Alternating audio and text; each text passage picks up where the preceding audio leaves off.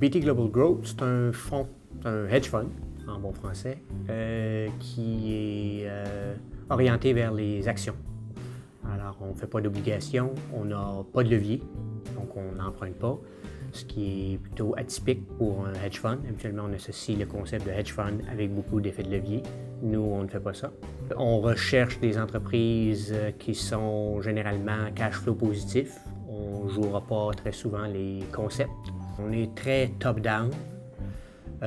Donc, nos meilleurs coups, ça a été d'abord le choix des secteurs. Que ce soit l'uranium, que ce soit les produits forestiers, que ce soit l'or pour une période X, Y, Z, c'était de saisir c'est quand tel secteur est dû pour une montée ou une descente, puisqu'on peut jouer la descente. Alors, on commence par là, et à partir de là, on identifie à l'intérieur de ce secteur-là quels sont les joueurs qui seraient le plus représentatifs, les mieux placés, les plus sous-évalués, et ainsi de suite. Okay? Mais c'est d'abord et avant tout le secteur, c'est là que ça se joue.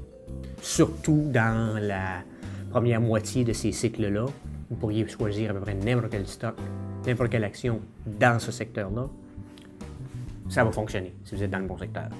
Après ça, le choix devient plus important. Là, c'est là que nos discussions à l'interne pour trouver un consensus sur c'est quoi les bons stocks, les bonnes actions à l'intérieur de ça. En opération depuis presque 9 ans, on a un rendement annualisé de 12,5% en date d'aujourd'hui, alors que les marchés canadiens, américains sont dans les 5%. Donc, on a battu, et de loin, les marchés en général.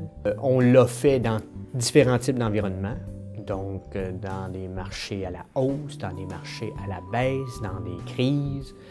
On a été assez consistant de ce côté-là. Je dirais que sur les 5 ou 6 retournements qui s'est produits durant ces 9 années-là, on a probablement eu 5 sur 6 où on était outperforming. Et il y a peut-être un seul segment où, oups, là, on n'était pas du bon bord de la trade, où ça a pris plus de temps que d'habitude avant que finalement on soit du bon bord. Donc, si c'est un fonds qui vous intéresse, on est toujours disponible. C'est l'avantage d'un petit fonds. Le téléphone, quand vous appelez, c'est pas une réceptionniste ou une secrétaire qui vous répond. Ça va être rapidement Paul ou moi. Puis vous allez pouvoir avoir un son de cloche immédiatement sur qu'est-ce qui se passe dans le portefeuille en ce moment.